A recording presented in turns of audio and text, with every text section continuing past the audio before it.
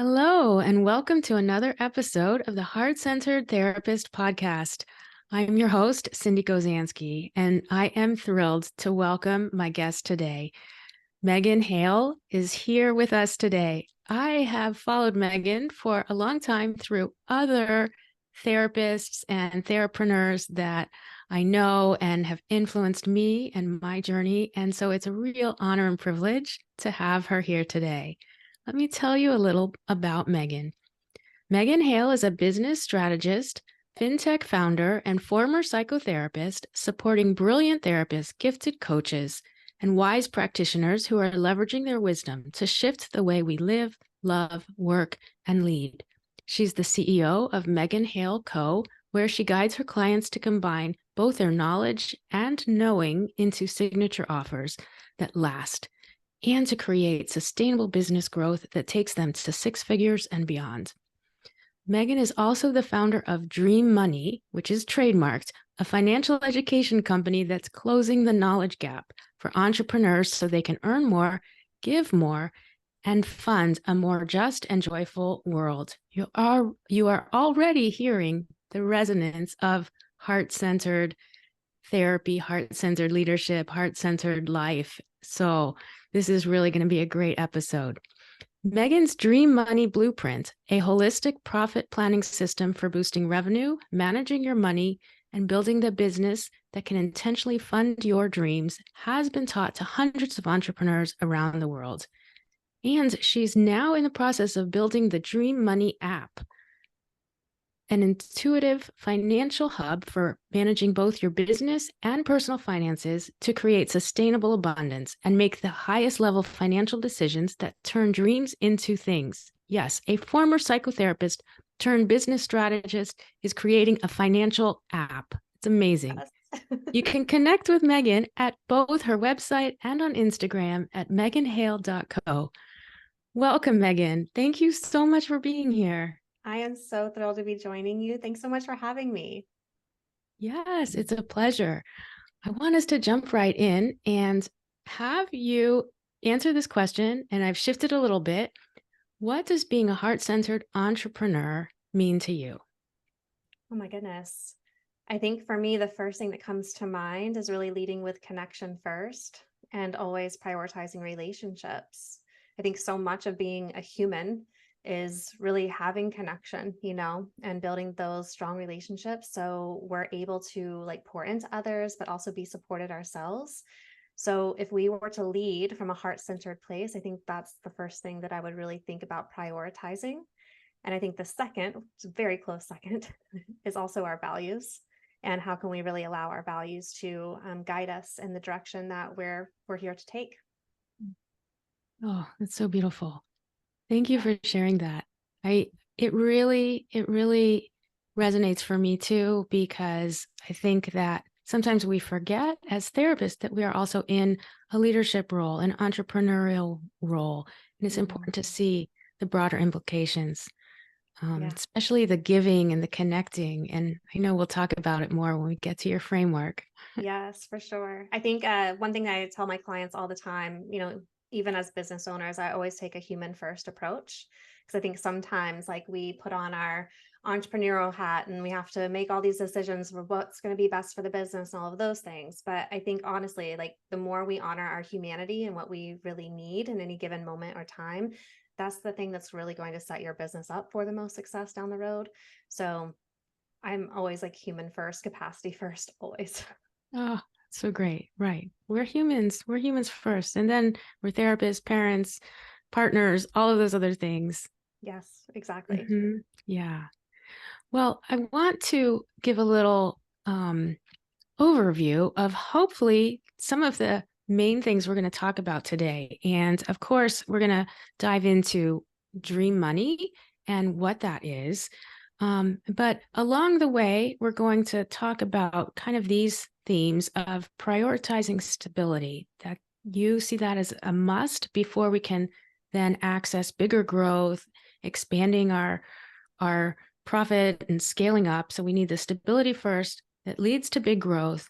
and then also navigating shifts in capacity when obstacles and life stressors, which we know there are plenty of in the world right now. It's a heavy, Yes. heavy time when that happens. Yeah. Yeah. So that's just kind of an overview. But to start, some people don't know who you are. So Megan, tell us a little about your journey from psychotherapist to business strategist, money mentor, and still being part healer. Oh, yeah, totally. So I think I was one of those people who knew from a pretty early age that I wanted to be a helper or healer. Like I remember taking my first psychology class when I was 15 years old in high school. And I was like, oh my gosh, like this is a whole world and that's devoted to really understanding how we work, like our emotional landscape, our mental landscape, and all those things. And I was also going through anxiety and depression as a teenager and went to my first therapist at the time. And I thought that he just had the coolest job. I was like, you got to be kidding. Like, there's people in this world who are just helping people live like happier, healthier lives. And I think it was those two things of just being fascinated by the science, then also like receiving therapy for the first time that I knew from that point on. I was like, this is what I want to do with my life. And so, obviously, when you know that you want to be a therapist, you kind of have an academic trajectory laid out for you. So I knew from that time on, I would go to grad school and get my master's and open up a private practice. And that's exactly what I did. So the thing that I did not know at the time, though, is that when I opened my private practice, that I was also saying yes to being an entrepreneur. And that opened up a whole new world for me of creativity and freedom and really getting to decide, like, what do I want my business to be about and what's the larger impact that I want to make. And I think that coupled with the fact that I was a military spouse, I knew I was going to be closing my private practice like before I even opened it, which is, I know, probably wild for many people. You're like, why would you go through all of that work to open something you know you're going to have to close? But it was a dream of mine to realize. And so I think it was around that time when I started to realize from like, real world experience, it's a lot of work to open a practice and to build your clientele and all of those things. And I knew I wasn't going to be able to do that every 3 years moving around with the military. So that's when I started getting curious of how else could my skills translate into a different world. And back then, that was 2015.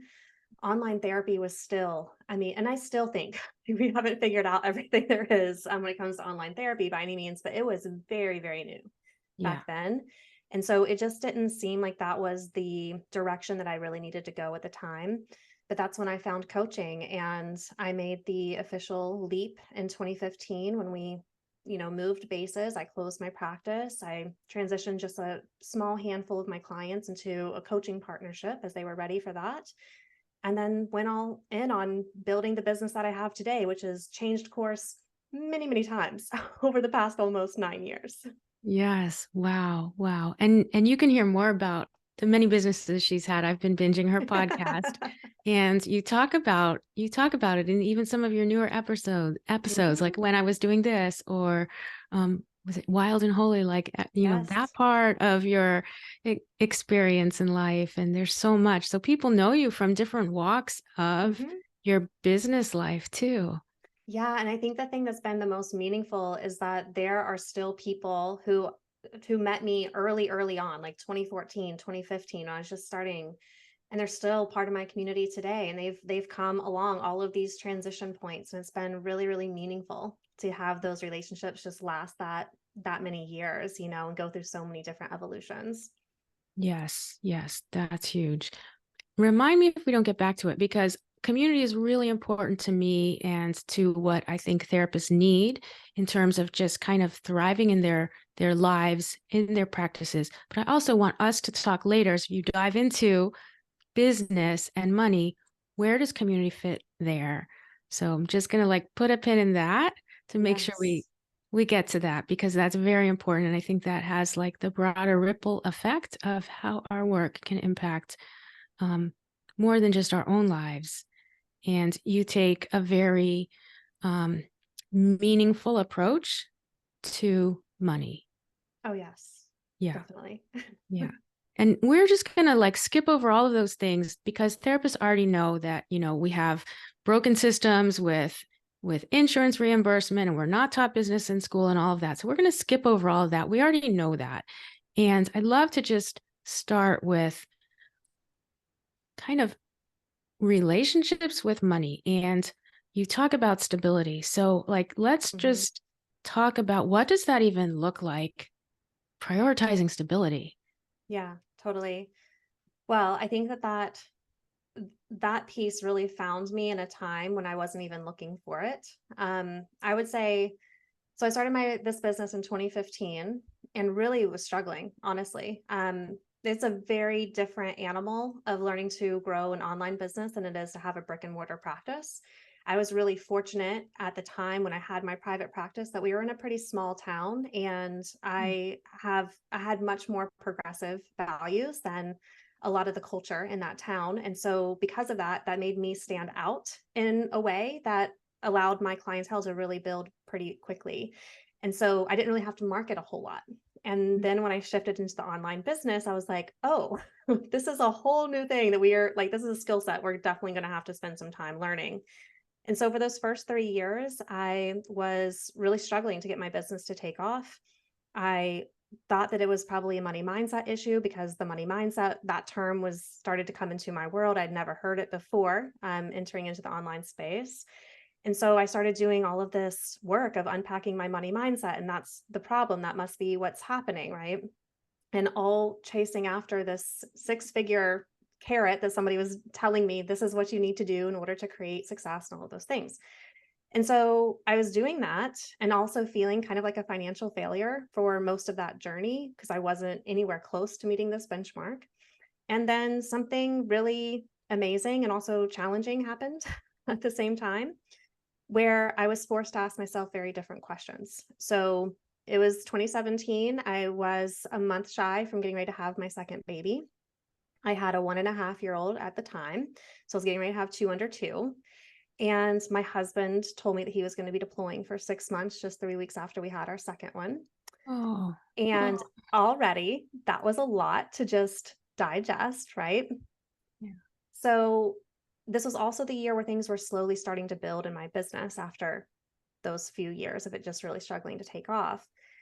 And so there was this one part of me that was really not knowing how I was going to hold all of these things this next year, while also knowing that I didn't want to take the foot off the gas of the momentum that was finally starting to build. And so I was wondering, how can I say yes to both? How can I say yes to everything I'm going to be holding while also continuing to feed this momentum that I have been longing for, these years? And that was the first time when I really started to get much more specific with, what does stability look like for me this next year? Mhm. And that is what Stability. led to me. Yep. Yeah, as a new mom of Mhm. two under two, with your husband deployed, not even there, worrying about him, and a growing business. Yes. Yes. Can't you just feel your capacity starting to expand right now? Like, how are we going to hold these things? No, it feels like it's shrinking, actually. I was in that moment though, and I Mhm. think the question of saying, what does stability look like for me, was really a deeper question of like, what's going to help me feel secure this next year, while I can hold all of this. That's the expansion right there, Megan, right? Mhm. So that's the leap that I didn't make, right? Because I was like, oh no, I feel constrained. And you're saying, what is going to help me expand? Yes. So powerful. Yes. And it was that moment. I had never opened up a spreadsheet in my life ever, knew nothing about spreadsheets ever. But for some reason, I was like, I really need to get into the nitty gritty numbers of like what I really need to have happen this next year for the business to have that level of security so I can hold everything I need to hold in my personal life. And that was the foundation of what has now become the Dream Money framework and the Dream Money blueprint. And, it's been a really beautiful, wild ride that I never in a million years could have imagined. But it was really asking myself that question of, what does stability first really look like for me, that allowed me to create a very different reality for myself that next year. Mhm. Yeah. And it's kind of amazing, but you're so down to earth too with all of this, right? You're talking to us about financial success and stability. And I feel like you could also easily be someone's best friend. Like, you're so down to earth. I just love that. Well, yeah, I mean, I think, well, that's just who I am in the world. Like, I think that's the other thing too, right? Like, we think that like financial success is going to change us, or we become, I don't know, not as relatable or whatever that means. And I'm Mhm. definitely not the most financially successful person in the world by any means, but I want money to feel approachable and accessible to people, because for so many of us, it's not. And it definitely wasn't for me the grand majority of my life. There weren't safe spaces to talk about money. Talking about it was seen as bad or wrong or whatever message we received. And so really starting to ask myself different questions and create, an intuitive framework that allowed money to feel accessible and safe was like life-changing for me. Yeah. And I'm sure for so many of my listeners and myself included, like we long for that because the Yeah. messages we have do not connect with money being approachable and accessible and, the relatable connectedness. Yeah. I mean, I think it brings us back to our where we started this conversation, right? Of like, what does it mean to be heart-centered? It's Mhm. it's around connection for me. And money can be heart-centered, right? But like we have to understand our own connection to it. And I think that, when I sat down and I created this framework, and it led me to some really beautiful business shifts that next year that I talk about on the podcast. But the thing that really ushered in 2018 was all of this money healing work, because I had financial stability for the first time ever in my business for a whole year. I had 12 full months of revenue secured and coming in. Wow. And it was fascinating to just watch all of the ways that I projected my anxiety onto money or my self doubt onto money, and nothing had changed with money. Money was literally the most consistent thing that year. Mhm. So it was this beautiful window of like, how am I intentionally connecting with money, and how am I creating barriers to connect with my money? So many good things just started to show up from that place. Yeah, that's so fascinating. And so you describe it as like a healing journey with money. Yes, Yes. absolutely. Right. So what's an example of a maybe a barrier that you would have previously put in place, not intentionally for Yeah. money? Yeah. So I feel like this is going to be a really long conversation, but I'll try to be succinct. I think Uh-huh. the thing that really showed up for me is, and I think people have developed theories around this. I didn't know it at the time. Mhm. But what I was noticing is when I had stable cash flow in my business, like sometimes I would sit down and I would feel really anxious and I would want to micromanage everything, make sure that I hadn't forgotten everything. It's like, is this too good to be true? Is how it felt. And I would notice how I just go into my accounts and like make sure, double check my work, second guessing myself, all of the things, right? I was trying to create this sense of emotional stability for myself by micromanaging it. But then Mm. there would also be some days where I didn't want to sit down and look at the numbers. I was scared of what they were going to say and I wanted to avoid it. And I think just from my background as a therapist, I was like, oh, this is an anxious or avoidant attachment style showing up here, right? And I actually am very disorganized, come to find out. No wonder it's really hard for me to regulate around money. So I think when it comes to how we can be creating these subconscious barriers, I think one, we don't really think about money as a human to human relationship with attachment styles and those types of things, right? And so when we have a way of really assessing our behavior and our interaction styles, I think that that gives us so much more clarity of how we might actually be creating these barriers for deeper connection with money and what we're really needing in order to feel more safe and secure. Right. That's brilliant. That's brilliant. So even like I'm a couples therapist, so even if I looked at money as one would look at a partner in a couple, right? Or Yes. and so then like I'm one of the partners and money is the other, and I love that bringing the attachment lens in there because that really does make so much sense, right? We do things that are like trying to like manage our anxiety around money. Could be micromanaging, could be avoiding. What else? We've all done that. And so thank you for sharing that so vulnerably too, Megan, because that helps us, right? It helps us feel like, okay, well, if she used to do that and now she does something differently, maybe we can too. That's the hope we need and the practical tools we need too that you're going to get into. Oh, yeah. I mean, I think that's the thing that I love so much, because like, I still go back to those behaviors when I'm feeling stressed or I'm feeling afraid.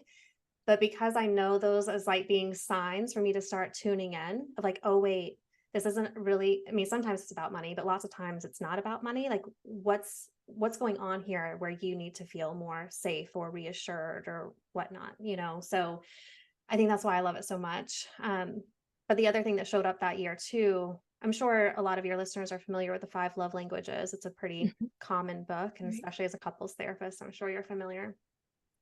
That was also the thing that started to show up for me too, is if I really wanted to have deeper connection with money, how did I want to be shown love from money?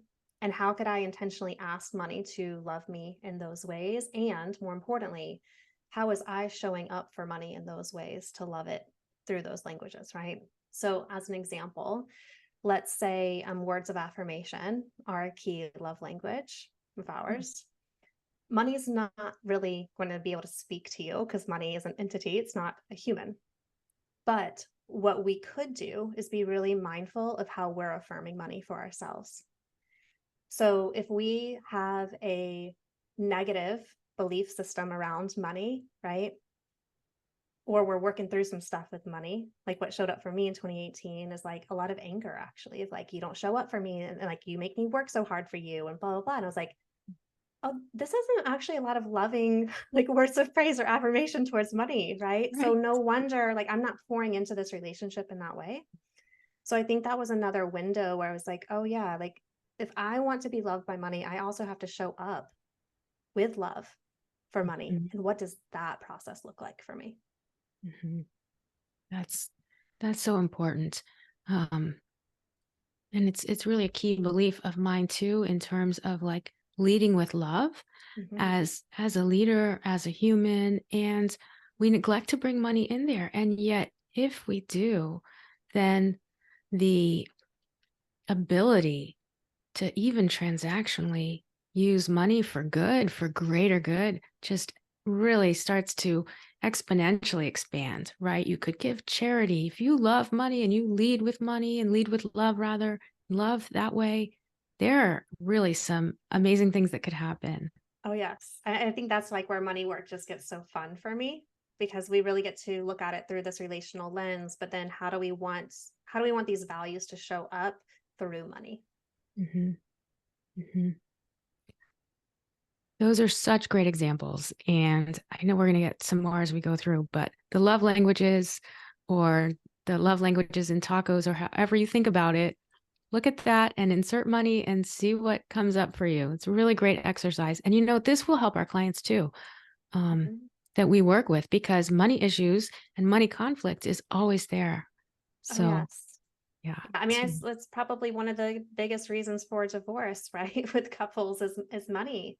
And we all have our own money conditionings and stories and beliefs and all of those things, patterns, styles, attachment style, like all of things. So Mhm. when you bring that into a relationship with somebody else who has very different beliefs and upbringing than you, it can of course cause a lot of conflict. Yeah. Yeah. So maybe this is a good time to share a little about the dream money framework and the Mm. pillars of it. And I love when you talk about it. And I think our listeners will really be intrigued. And so yeah, let's do it. Of course. So I'm going to give you the Cliff Notes version right now. If you want to go and listen to the whole series, it's available on TBD where I break down each piece of this. But I want you to imagine that DREAM is an acronym, right? So we have DREAM, and each letter stands for a very specific pillar that we are really looking to intentionally create with our money. So the D stands for deliberate, the R stands for reliable, the E stands for easeful, the A stands for abundant, and the M stands for meaningful. Okay. So when it comes to deliberate money, what we're really looking to create here is one, how are we deliberately designing our money to be respectful and honoring of our time and our energy? So this might come down into your business model itself, how you are structuring yourself to receive money. It might come down into your price points and making sure that your rates are really aligned for your time and energy that you are moving or putting into session. But it also comes down to being really deliberate with having a practice around money. right? And how are you intentionally spending time with it and getting to know it and all of those things? So, when it comes to money, from my perspective, there's a really high degree of intentionality, of really being clear on what you're wanting your money to do and how you're intentionally structuring it to do that.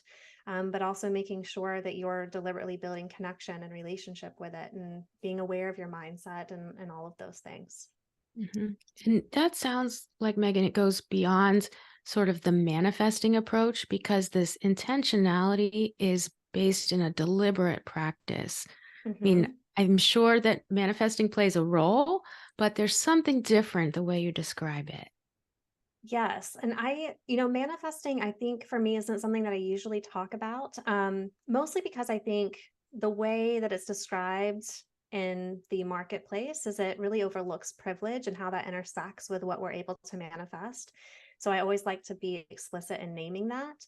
But I Mhm. do think when there's a deliberate practice around even being able to stay mindful and aware of your beliefs or your projections onto money, that gives you such a window to realign those things, right? Of like being open to opportunities or being mindful of any judgments that you're casting and how those can prevent, similar things that you want actually coming into your world. So Yeah. yeah, I'm really glad that you bring that up. Yeah. Well, the intentional piece, sometimes I think it can get misinterpreted. And so I really love that deliberate. All of these letters are great. Okay. Yes. Yes.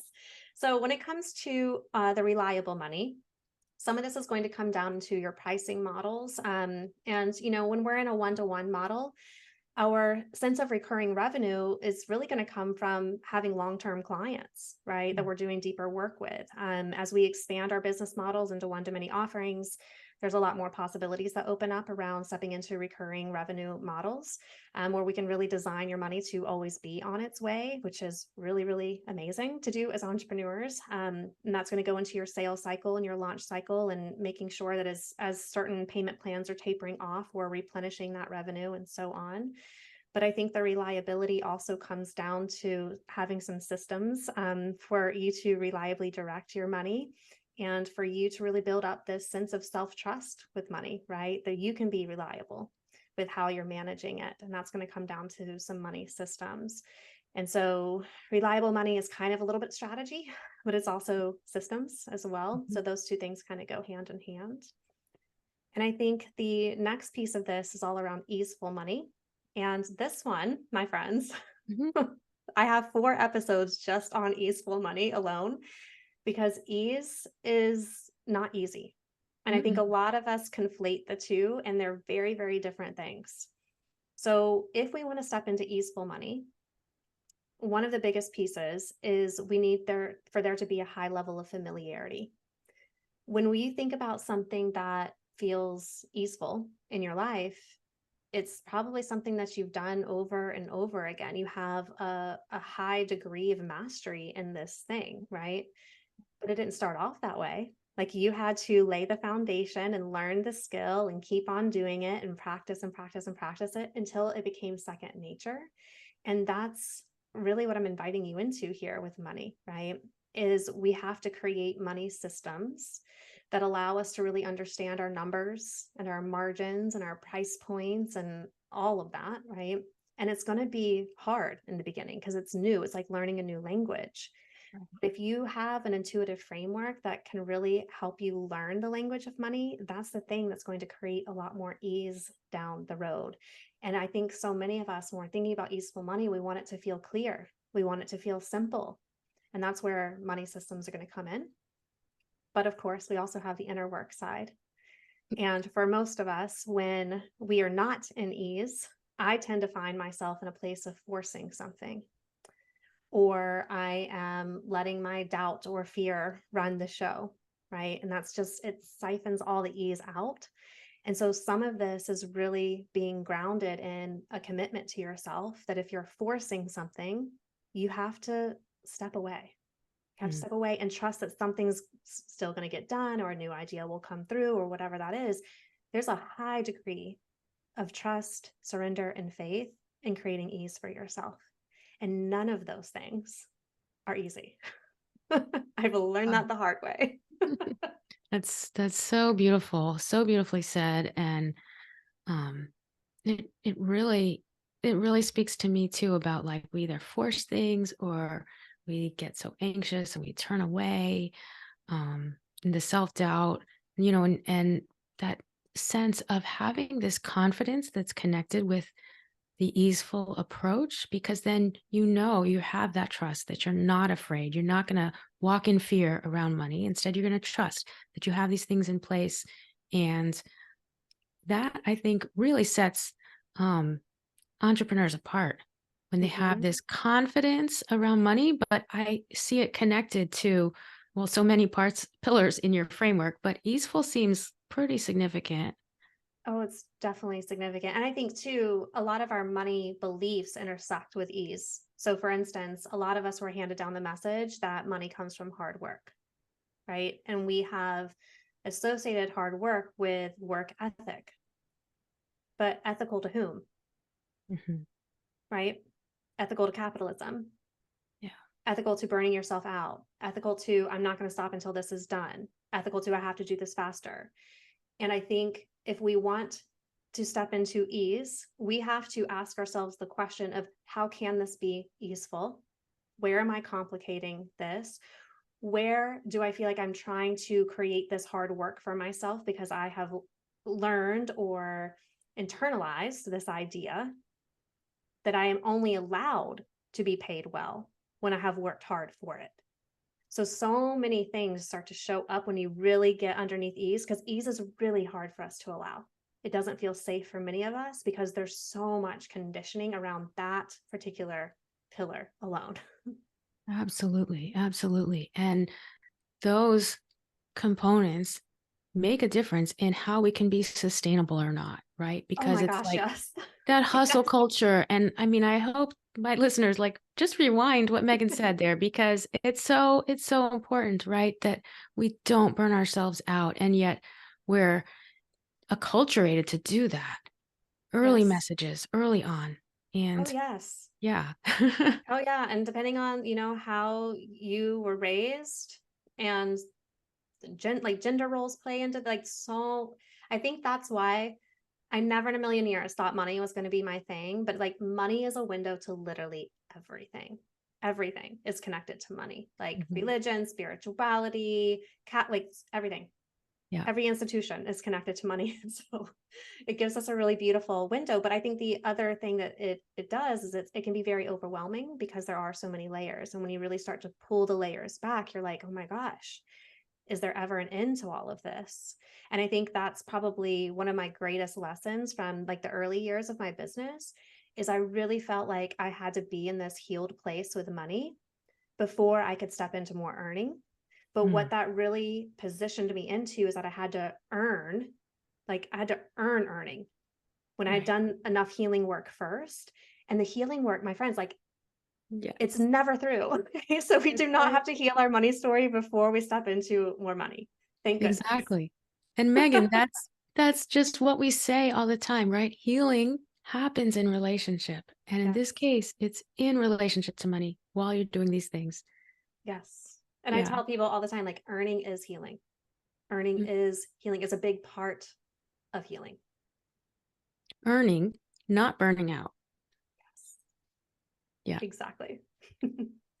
So I can talk about ease all day, but let's move into the A and the M here. So when we're talking about abundant money, the way that I really approach this, and I have to credit Brene Brown's work so much for this, because there was this quote, and I want to say, I can't remember if it was in The Gifts of Perfection or Rising Strong, but she says something around this concept of abundance is simply more than enough, right?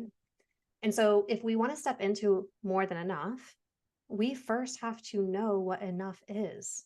And if we cannot clarify what enough is, we're going to be seeking this thing that has no end in sight because that has no root. It has Mm. no basis of contrast, right? It has no place of Yeah. measure. And so when I was really determining what stability looked like for me, what I was doing is I was calculating enough. What does Mm. enough truly mean for me? And it was the first time that I was able to unplug from all of these other messages around this is what success equals and blah, blah, blah. It's like, no, what does success look like for me this next year? Which meant I had stability and I didn't have to worry about my business. And I could simply focus on my personal life, which needed me a lot, a Yeah. lot that year, right? Mm. And so if we want to step into abundant money, which is more than enough, we need to know what enough is first and foremost. That's the math part of it, right? And Mhm. that's what my calculators help you determine. But the other piece of this is all around your mindset too. If we want to experience abundant money, we have to know that there's always more than enough money to go around.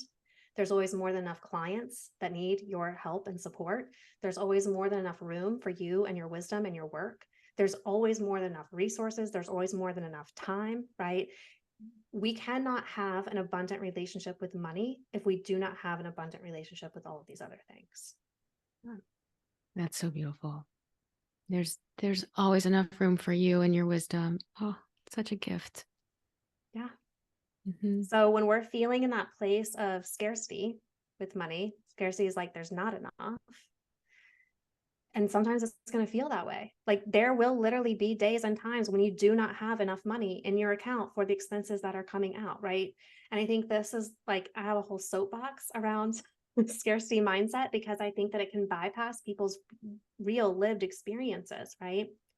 So it's not to say that we don't honor when things are scarce, because there will be times where there is true scarcity, there is not enough, while also holding the dichotomy that just because this is the reality does not mean that that is the future, right? Right. That we can have the abundant mindset, knowing that more is always on its way, knowing that there is more than enough available to us. We just have to take action to call that in and do what's in our power to control, right? So abundant money mindset, I feel like it gets bypassed really, really quick. And I want to be the antithesis to that Yeah. and not bypass real experiences. Yeah, not bypass that. Yeah. And you also talk about like the next right step or the next best step. And that seems to Yes. be like what you're talking about this way too, right? Things can be hard and we need to not give up. Like your hope and inspiration that you share with everyone is so great. Oh, well, thank you. I mean, I do believe like a lot of my anxiety is needing to have all the answers and have it all figured out, um, which doesn't bode well when you're an entrepreneur because you're never going to have it all figured out. You're never going to know how all things go, right? So I think that's probably been one of the ways that I've coped with that is I might not have all the answers and I might not have it all figured out, but I do know that I will always know the next right step and I can always take that. And that next right step is always on its way forever because it is. Hmm. Yeah. So Beautiful. yes, thank you. Yes. And so to wrap us up here with the M, this is probably my favorite, but the M is all around meaningful money and how do we create more meaning between us and our money. And I think this has a couple of different layers to it as well, just like ease does. The first is I am a firm believer that we all need to have meaningful money goals. We deserve so much more clarity and specificity than growing a six-figure practice or a six-figure business. Like I want you to know down to the dollar exactly how much is enough for you based on your financial needs, which are going to be unique to you, and also your financial dreams that are also going to be individual for all of us. Mhm. And so the first step that I take people through in the Dream Money Blueprint is really helping you calculate meaningful money goals for you that are based on your needs and your dreams. Having your numbers in front of you that are incredibly, I mean, like maybe your first Dream Money goal is it works out to be 123,987. Okay. It's going to be a very specific number down to the Okay. dollar. And you're going to be like, huh, I never in a million years would have been pursuing this number had I not done this calculation. But the reason this matters is because if you were just pursuing six figures or 100,000 and you didn't have this, you would be so close to reaching Mm. this enough goal for yourself and still coming up just a hair short. And so when Right. we have this specificity, we have this clarity, it allows us to make those higher level financial decisions for our business. Maybe you only need to bring in, two more clients to get to this really powerful revenue goal for yourself that funds so many amazing things. But we won't get there unless we have that number in mind to begin with, right? Yeah. So meaningful money goals, huge, huge, huge, huge. I want everybody to have real numbers. But the other thing is I think it's also earning in a way that's aligned with your values. That's one way that we allow the money that we're making and generating in our businesses to feel more meaningful because we made that money by using our gifts, using our strengths, or marketing in a way that feels like we're shifting a system, right? We're using connection as a way of marketing our businesses instead of fear or FOMO or shame or any of those things. There's so many opportunities as entrepreneurs to be really intentional about that. And I think the last thing I'll add to meaningful money is having a give back in your business.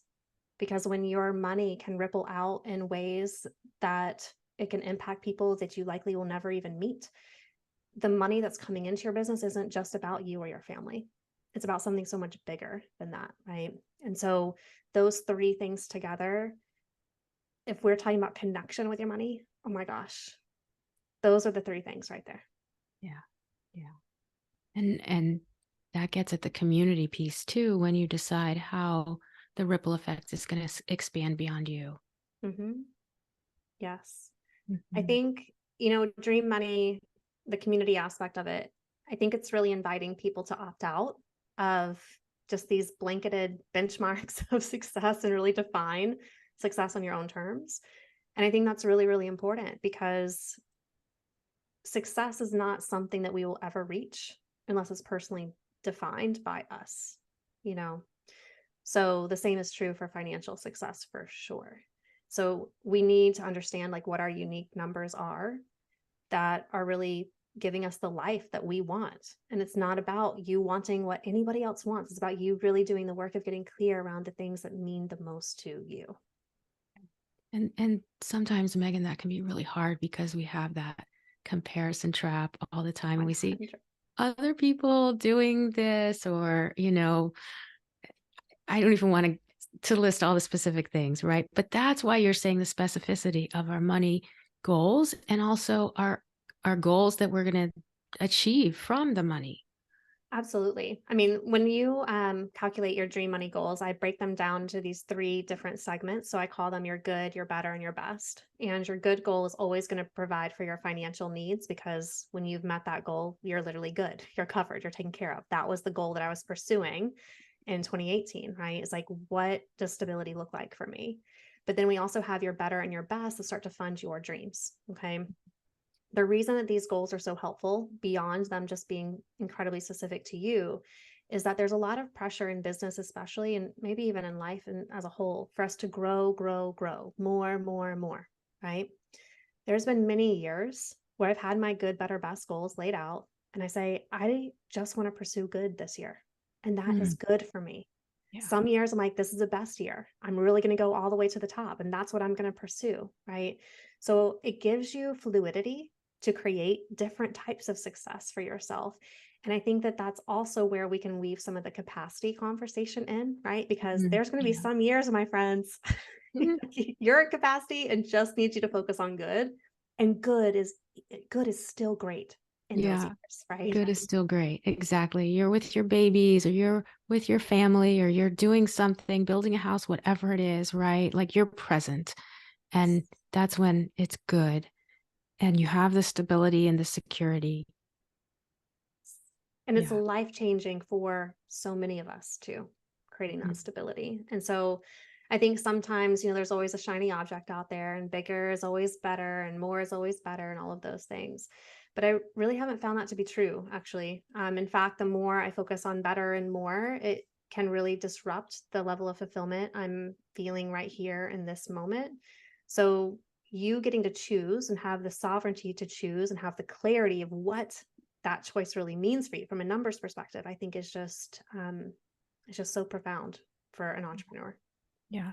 And that's also, I imagine, where you bring your intuitive practice and intuitive understanding that you were able to cultivate as a therapist and as somebody who's like really connected to other souls, like you just are. You can bring that in when we know we can listen for that inner wisdom of, what do we want? Is it good? Is that what we need? Do we want that good security? Or are we ready to like really grow? Are we in a place where we can grow and thrive? And I mean, I've had to ask myself that. I've, gone through really hard times and I'm like, how come I can't grow my business right now? And my friend said, well, if you're in survival mode, you're not going to be growing your business. Amazing. And I think growth looks so many different ways too. Like back in 2018, it was a financially business shifting year for me.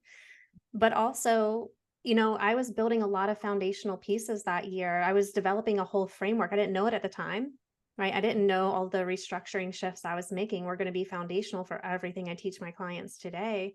And I wasn't even looking at that type of growth. And so I think sometimes, we have these years where it might not be like a financial growth year. Maybe it's just a financial maintenance year. And that's okay. But there's inner shifts that are happening that are creating a rich foundation in which to spring from the following year or what have you. Yeah. And it's those inner shifts that I see as connected to our self-care because it really comes from within. Yes, we have to do these external things for like our system, but the self-care part, as we connect it to our financial health, seems like it's turning inward. Oh, yes. And I'm so glad that you coupled like financial health and self-care together because I really do see that. Financial well-being is a huge part of us having a healthy whole self, whole life. And I think so many of us have been taught to separate or silo financial well-being when it's literally, it impacts everything. Every single aspect of our lives it impacts. Yeah. Oh, you have this free calculator. I want you to tell us about that. Is it really as simple as if we were to start to establish this new relationship with money? Is it really this simple that we could start to relate differently, use the dream framework, and like start seeing changes in our financial health? Because I Yes. think there's like doubt out there. Like, could this really be true? Like, okay, I'm willing to like take the pledge. Could it be Yes. true? Yeah. So DreamMoney framework is simple, but simple does not mean easy. Okay. So if you really want to have some tangible, felt shifts with your level of safety around money, your level of financial confidence, that is going to come down to you having a consistent practice with money. So in 20, like the calculator is going to be, everyone needs a calculator. I'm not saying that because like, I want you to join the email list. I'm like, I truly believe like you need to see money from this lens because it's going to break down your 7 key financial needs that you have as an entrepreneur that are unique to you as an entrepreneur if you are here to grow a business. And it's going to give you a very specific number that is yours. No one else is going to have it. It's yours. And that's the thing that makes it so personally meaningful. Okay. But the financial clarity is just the first step. In 2018, when I was developing all this and I had calculated these numbers for the first time, I sat down and I met with my money every day for a full year. Wow. And I'm not going to say I did 365 days. I wasn't tracking it, right? And it wasn't a goal. It was just like, I'm committed to shifting what is happening with me and my money. And so more times than not, let's say 5 out of 7 days a week, I sat down. Sometimes it'd be for 5 minutes. Sometimes it'd be for a full hour, right? But I was creating a space for me and money to connect. That's when I started to notice, oh, there's some interesting attachment styles going on here. Like, oh, I should probably weave in some love languages here if I want to feel like I have love for money and all those things. But the thing about money is if you want something to feel safe, we have to have intimacy. That's what it comes down to. And as therapists, I know that we all get that. And so if you want to have intimacy with something, you also have to know it deeply. And we cannot know something if we don't spend time with it, getting to know it, right? So it's really having that consistent practice that can change so much. And I know a year is like a long time for lots of people, right? But the assignment that I give my clients is just do it for 30 days. Do it for 30 days and watch what shifts between you and your money.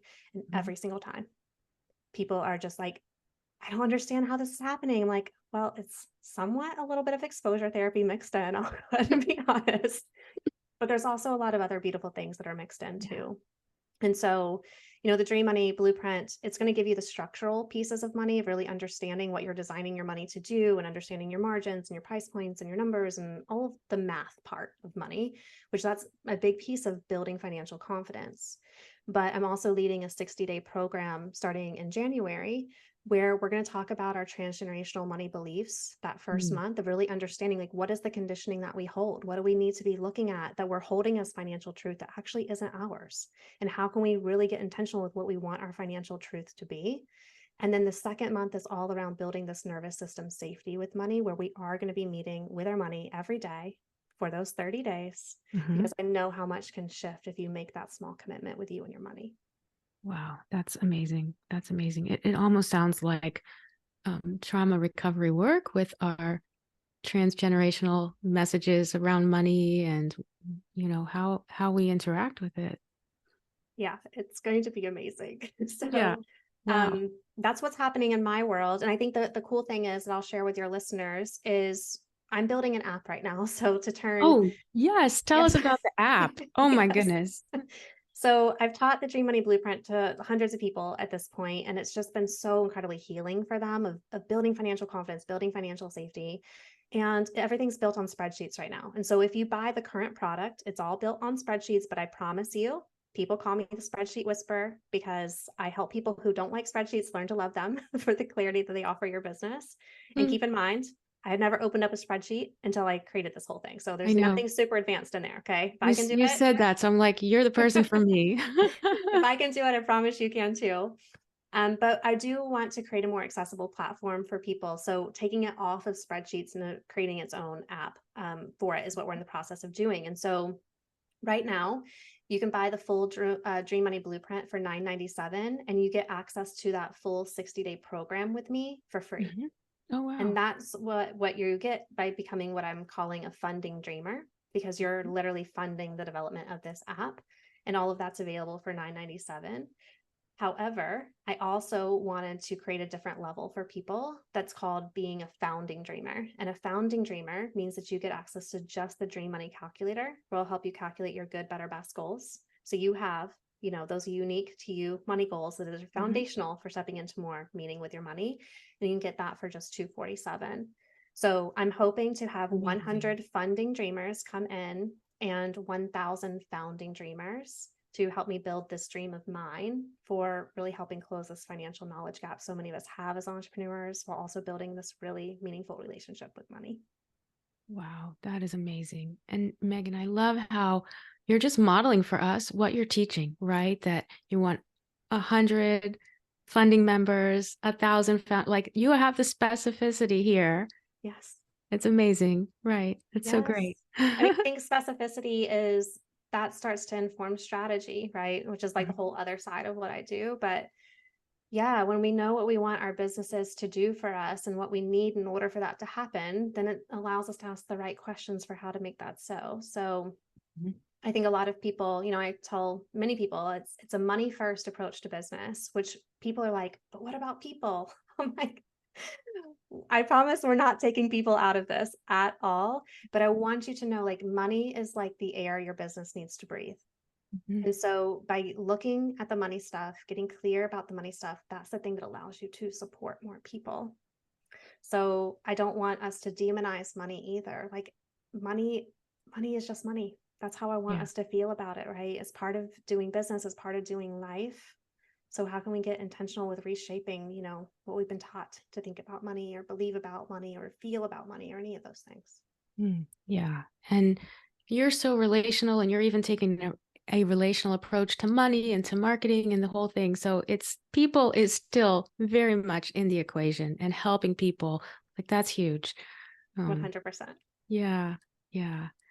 Well, this is really such an eye-opening conversation that we've been able to have and sharing your expertise with my listeners. I'm so, so grateful. I know people are going to want to check out your website and your podcast. So, Megan, tell everyone again, like where they can find you and what they're going to find at the different places. Yeah. So if you go to meganhale.co, you will see a banner right at the top that talks about the Dream Money Blueprint and how to become a funding and founding dreamer. Highly, highly recommend going and checking that out. Not only because we have the live program that's starting in January, so that's time sensitive, but I also started leading bi-weekly money calls for both our funding and founding dreamers. And so these are an opportunity just to have a space to talk about money. Like, we need to be talking about it. And so Yeah. they're very casual, they're very community based. Somebody might have a question and we just dive into that question for an hour or so, or sometimes we talk about business strategy or structure. Yeah, I'm an open book. So they're just there to support you with your relationship with money. And so those are happening now all the way through May 2024 as we really build this DreamMoney community and get this app off the ground. That's great. And people can access your podcast there and your Mhm. Instagram, your Facebook, everything is right there. Yes, definitely. Mhm. Yeah, that's so great. What would a parting message be? Because I mean, this has just been so rich and detailed and robust in terms of trying to shift our thinking and our thoughts and our feelings toward money. What would be a parting message you'd want to like tell my listeners, going forward about money? Yeah, I mean, I think a lot of us are have the hesitation that it's going to take a lot of time and a lot of work to shift how money feels or to shift our financial reality. And what I see time and time again is that it's really like the small steps that lead to big leaps every single time. So if you start making headway today, like you have a financial system, that is first and foremost, like you need a framework and a system. So you know like what you're supposed to be doing. But if you can just take one small incremental step every single day, that is going to compound so much over time. So I know that it might feel really, really overwhelming right now, and you don't know where to start, and you don't know if this can feel different. Take it just one tiny baby step at a time, and I promise they will add up. Thank you so much. Thank you so much for sharing all of your wisdom with us, Megan, and can't wait to learn more about Dream Money and hopefully make it happen for a lot of people. Yes. Thank you so much for having me. It's been a pleasure. Yeah, absolutely.